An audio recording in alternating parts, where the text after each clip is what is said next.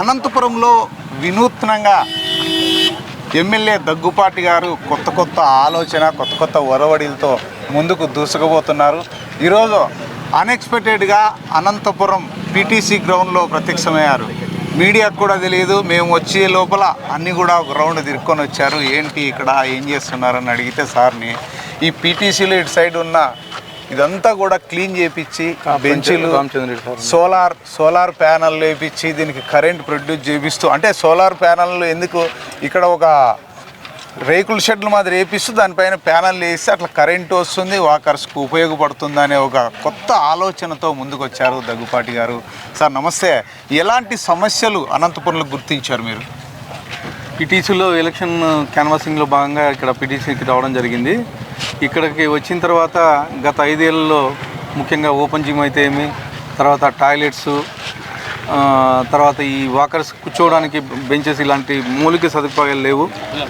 దానిలో భాగంగానే గెలిచిన తర్వాత మా తెలుగుదేశం ప్రభుత్వం వచ్చిన తర్వాత ఇక్కడ ఏవైతే మౌలిక సదుపాయాలు లేవో వాటిని తీర్చడానికి మున్సిపల్ కమిషనర్తో పాటు రావడం జరిగింది.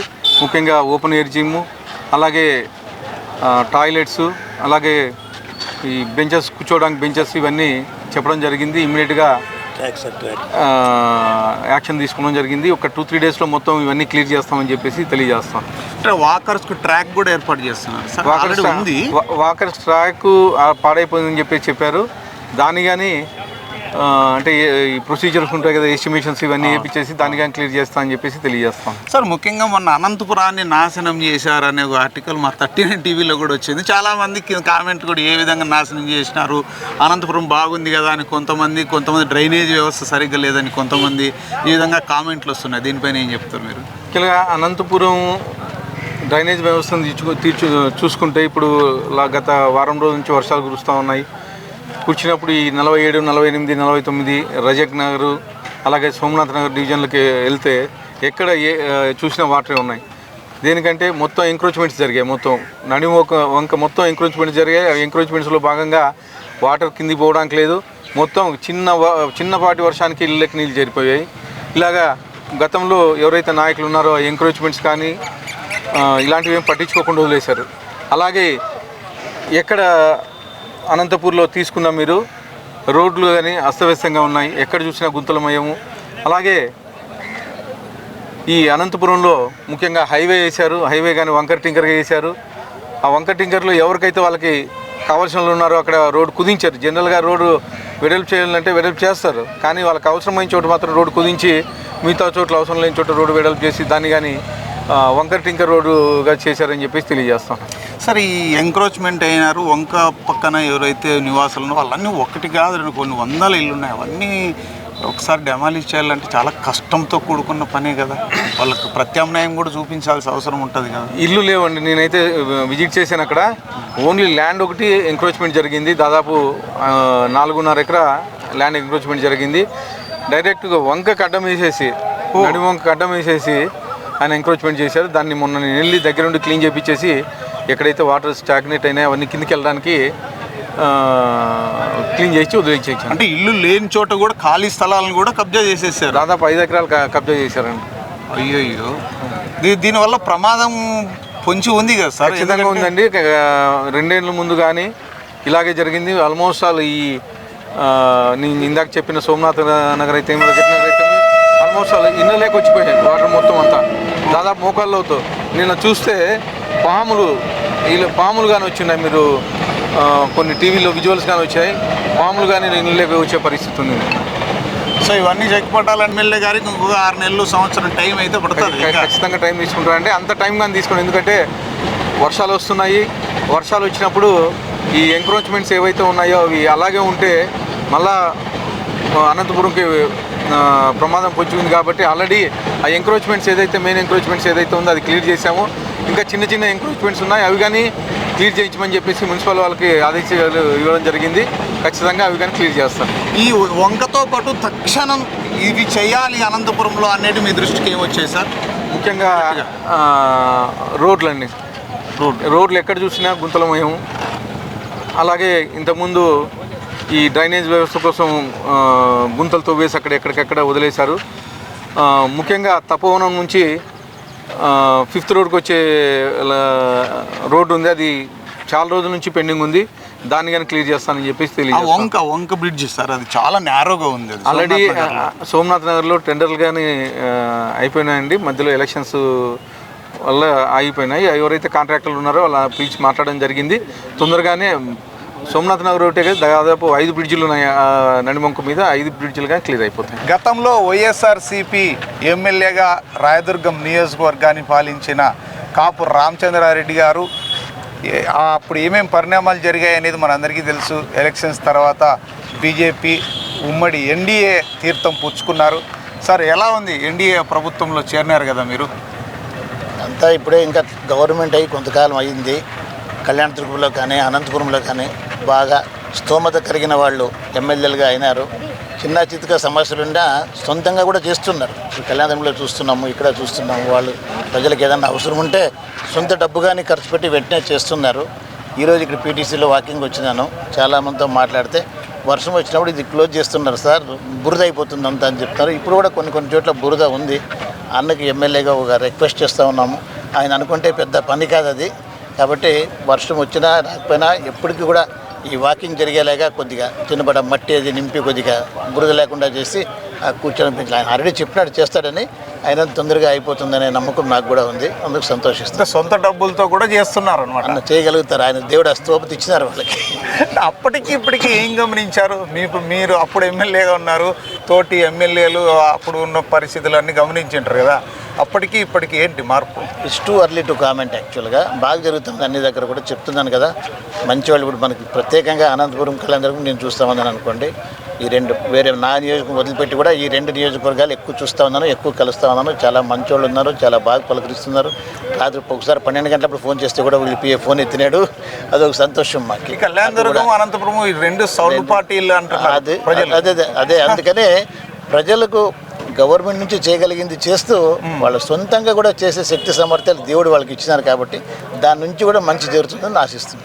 అనంతపురం అర్బన్లో ఎప్పుడూ లేని విధంగా ప్రస్తుత ఎమ్మెల్యే దగ్గుపాటి గారు ఉన్నట్లుండి అన్ఎక్స్పెక్టెడ్గా పీటీసీ గ్రౌండ్కి వచ్చారు. పీటీసీ గ్రౌండ్కు ఎందుకు వచ్చారు ఏంటి అని ఆరాధిస్తే కేవలం వాకింగ్కి వచ్చారేమో అనుకున్నా నేను. కాదంట, వాకింగ్ కాదు, చాలామంది వాకర్సు ఆయన దృష్టికి తీసుకెళ్లారంట. ఇక్కడ వర్షం వస్తే కూడా బురదమయం అవుతుంది, నడవడానికి కూడా ఇబ్బందిగా ఉంది. ఒక్కొక్కసారి వర్షం వచ్చినప్పుడు బంద్ చేస్తున్నారు, మాకు చాలా ఇబ్బందికరంగా ఉందని ఎమ్మెల్యే దృష్టికి తీసుకెళ్తే ఎమ్మెల్యే తక్షణం ఇక్కడ చూస్తున్నాం ఇవన్నీ కూడా ఈ గుంతలు ఇవన్నీ కూడా నీట్గా క్లీన్ చేపిస్తానని కూడా చెప్పారంట. అలాగే జిమ్ కూడా కొన్ని పరికరాలు పాడైపోయినాయి, ఆ జిమ్ కూడా తక్షణం చేస్తానని జిమ్ కూడా రిపేర్ చేసి కొత్త ఎక్విప్మెంట్స్ ఏమైనా ఉన్నా కూడా తీసుకొస్తానని ఇక్కడ వాకర్స్కు ఆయన అభయం ఇచ్చారంట. అలాగే ఇక్కడ చాలామంది పిల్లలు వీళ్ళందరూ కూడా వస్తున్నారు. అంటే బయట చాలామందికి అలసిపోయిన తర్వాత వాళ్ళకు రెస్ట్ తీసుకోవడానికి చాలా మటుకు బెంచీలు అవి ఇవి లేవు. ఆ బెంచీలన్నీ ఏం చేశారు, రైల్వే ట్రాక్ పక్కన మొత్తం క్లీన్ చేయించేసి తక్షణం ఈరోజే మున్సిపల్ వాళ్ళని కూడా చెప్పారు, ఈరోజే ఇమ్మీడియట్గా క్లీన్ చేయించి 10 బెంచీలు ఉండాలి సాయంత్రం లోపలని ఆయన చెప్పిన పరిస్థితి కూడా మనం చూసాం. కానీ ఇక్కడున్న వాకర్స్ని ఒకసారి అడిగి తెలుసుకుందాం. ఎమ్మెల్యే గారు వచ్చారు, ఎమ్మెల్యే గారు వచ్చిన దానికి వాళ్ళు ఏ విధంగా ఫీల్ అవుతున్నారు వాకర్స్ అనే దాని గురించి కూడా ఒకసారి అడిగి తెలుసుకుందాం. పొద్దున్నే ఎమ్మెల్యే గారు వచ్చారు కదా, ఇవన్నీ చూశారు, ఇవన్నీ కూడా నీట్గా చేయించి ట్రాకింగ్ లేకపోతే ఇక్కడ ఉన్న ఫెసిలిటీస్ అన్నీ కూడా బాగా చేస్తానని చెప్పారు ఎమ్మెల్యే. ఎలా అనిపిస్తుంది మీకు? అదే చెప్పినామన్నా, ఇక్కడ ఉండే సమస్యలన్నీ పీటీసీ గ్రౌండ్లో ఎంతోమంది రిటైర్మెంట్ అయిన వాకర్స్ కానీ చిన్నపిల్లలు కావచ్చు ఎంతోమంది వస్తుంటారు. అదేవిధంగా వాన వచ్చినప్పుడు కూడా పీటీసీ గ్రౌండ్లో కొద్దిగా వర్షం నీళ్ళు నిలబడడం జరుగుతుంది. ఆ సమస్య కూడా తీసుకొని పోయినాము. అదేవిధంగా బాత్రూముల సమస్య కూడా తీసుకొని పోయినాము. వీటిని అన్నిటిని పరిశీలించినాడు, చూసి ఇవన్నీ ఏ సమస్య ఉన్నాయో వీటిని త్వరలో మేము పరిష్కరిస్తామని చెప్పడం జరిగింది. అదేవిధంగా బెంచీలు కూడా అడిగినాము, బెంచీలు కూడా వేపిస్తానని కూడా చెప్పడం. తక్షణం ఈ రోజే వేపిస్తానని చెప్పి పొద్దున మున్సిపల్ ఆర్డీ గారిని మూర్తి గారికి చెప్పారు. సాయంత్రం లోపల బెంచీలు వస్తాయి అని కూడా చెప్తారు. అవునవును, సాయంత్రం లోపల బెంచీలు కూడా కంపల్సరీ వస్తాయని కూడా చెప్పడం. ఏమనిపిస్తుంది మీకు ఎమ్మెల్యే వచ్చి ఇవన్నీ చూసి పరిశీలన చేస్తే? చాలా సంతోషంగా ఉంది. గతంలో ఉన్నటువంటి ఇలా ఎమ్మెల్యేలు గారు చూసినాము మేము కానీ వాకర్స్ గత 4 ఏళ్ళు 5 ఏళ్ళ నుండి గ్రౌండ్లో తిరుగుతూనే ఉన్నాను వాకర్స్గా. మా అసోసియేషన్ తరపున నేను వాళ్ళ తరపున తిరుగుతున్నప్పుడు ఏ ఎమ్మెల్యే గారు కూడా వచ్చి ఇట్లా చూడడం లేదు. మాకు ఎంతో సంతోషంగా ఉంది. డైలీ వాకింగ్ వస్తుంటారా? పిల్లలు కూడా తీసుకొస్తున్నారు. ఇక్కడ ఎలాంటి ఫెసిలిటీస్ ఉంటే బాగుంటుంది అనుకుంటున్నారు? ఇంకా ట్రాక్ ఇంకా నీట్గా ఉంటే బాగుంటుంది. పొద్దున్నే ఎమ్మెల్యే గారు వచ్చారు, మార్నింగ్ వాక్ వచ్చి వాకర్స్తో కూడా చాలా మందితో ఇంటరాక్ట్ అయ్యారు. ఇది ఏమనిపిస్తుంది మీకు? ఎమ్మెల్యే ఈ విధంగా రావడము, పొద్దున్న లేచి అందరితో మాట్లాడడము, సమస్యలు ఏమున్నాయని తెలుసుకోవడము, ఇవన్నీ చూస్తుంటే ఎమ్మెల్యే గారు రావడం అంటే మంచిదే. ఎందుకంటే ఇక్కడ సమస్యలు ఎలా ఉంది ఏమని పరిష్కరించడానికి ఆస్కారం ఉంటుంది. ఇంకా ఏదైనా ఇంకా ప్రజలకు ఇంకా మేలుగా చేయడానికి క్షేత్రస్థాయిలో పరిశీలిస్తే ఆ సమస్యలు తెలుసుకొని చేయగలుగుతాడు. అవును, మంచిది పరిణామము, గొప్పగా ఉంది. ఇలా అప్పుడప్పుడే కాకుండా రెగ్యులర్గా వస్తే బాగుంటుంది. ఇంకా మమేకం అవుతాడు ప్రజల్లో. అదే ఆయన ఈరోజే స్టార్ట్ చేశారంటే అక్కడక్కడ కాలనీలు కూడా అక్కడక్కడ డ్రైనేజ్ వ్యవస్థ ఎలా ఉంది, లేకపోతే స్లమ్ ఏరియాలు ఎలా ఉన్నాయి, రోడ్లు ఎలా ఉన్నాయి, ఇవన్నీ కూడా పొద్దున్నే అంటే ఆయనకు టైం ఉన్నప్పుడు. ఎందుకంటే ఇప్పుడు అంటే ఒకసారి అసెంబ్లీ ఉండొచ్చు, ఆఫీస్ వర్కులు ఉండొచ్చు, ఇవన్నీ ఉంటాయి కదా, అప్పుడప్పుడు చేస్తానని కూడా అంటున్నారు. మొత్తం మీద అయితే కొత్త ఒరవడికి శ్రీకారం చుట్టారు అనుకోవచ్చా? తప్పనిసరిగా. ఎందుకంటే ఈ విధంగా రావడం, మమేకం కావడం అంటే రాజకీయ నాయకులు ఎన్నో బిజీగా ఉంటారు షెడ్యూల్. ప్రతినిత్యంగా ఏదో ఒక రోజు షెడ్యూల్లో మార్పు చేసుకొని ప్రజల్లో మమేకమై సమస్యలు తెలుసుకొని పరిష్కరించడానికి ఇలా రావడమే మంచిది. రావడం వల్ల కోరుకుంటారు ప్రజలు కూడా. సమస్యలు గుర్తించి దాన్ని పరిష్కరించడానికి ఆస్కారం ఉంది. అసలు ఇక్కడ ఎమ్మెల్యే గారు ఎక్కడ రాకపోతే సమస్యను చెప్పినా కూడా అర్థం చేసుకోలేడు. క్షేత్రస్థాయిలో చూస్తే తప్ప దాన్ని పరిష్కరించడానికి ఆలోచిస్తారు. మార్నింగ్ వాక్ విత్ దగ్గుపాటి అని ఒక కొత్త కార్యక్రమానికి శ్రీకారం చుట్టారు అనంతపురం అర్బన్ ఎమ్మెల్యే దగ్గుపాటి ప్రసాద్ గారు. ప్రతిరోజు ఒక్కొక్క కాలనీలో స్లమ్ ఏరియాలో కావచ్చు, వివిధ రకాల ఏరియాల్లో ఉన్నట్లుండి అన్ఎక్స్పెక్టెడ్గా అంటే అధికారులకు కూడా అక్కడికి వెళ్ళిన తర్వాత తెలియజేస్తామంటున్నారు. ముందుగా తెలియజేస్తే అక్కడ అన్నీ చక్కబెడతారు. అలా కాకుండా అన్ఎక్స్పెక్టెడ్గా ఎవరికి కూడా తెలియకుండా, అక్కడున్న వాళ్ళ సిబ్బందికి కూడా తెలియకుండా, ఎక్కడికి పోతామో అని తెలియకుండా ఆయన సర్ప్రైజ్గా విజిట్ చేస్తాము అని కొత్త ఒరవడికి శ్రీకారం చుట్టారు దగ్గుపాటి ప్రసాద్ గారు. ఈరోజు అన్ఎక్స్పెక్టెడ్గా పీటీసీ గ్రౌండ్కి వచ్చారు. అక్కడున్న సదుపాయాలు, మౌలిక సదుపాయాలు ఏమేమి ఉన్నాయి ఏంటి అని ఇక్కడున్న వాకర్స్తో అడిగి తెలుసుకున్న తర్వాత తక్షణం 10 బెంచీలు కావాలని చెప్పేసి మున్సిపల్ ఆర్డీ మూర్తి గారికి ఆదేశాలు జారీ చేశారు. ఈరోజు అక్కడ రైల్వే ట్రాక్ పక్కన ఉన్న ఆ కంప చెట్లు ఏవైతున్నా అవన్నీ క్లీన్ చేసి సాయంత్రానికి నాకు మొత్తం ఇక్కడ 10 బెంచీలు ఉండాలా అంటూ ఆదేశించారు. అలాగే 10 బెంచీలతో పాటు దానిపైన ఒక రూఫ్ తీసుకొచ్చి, రూఫ్ అంటే ఒక షెడ్ లాంటి రూఫ్ తీసుకొచ్చి మొత్తం ఆ ట్రాక్ పక్కన ఎక్కడైతే బెంచులు ఉంటాయో దానిపైన సోలార్ ప్యానల్ కూడా వేయాలనే ఒక థాట్ ఆయనకు వచ్చింది.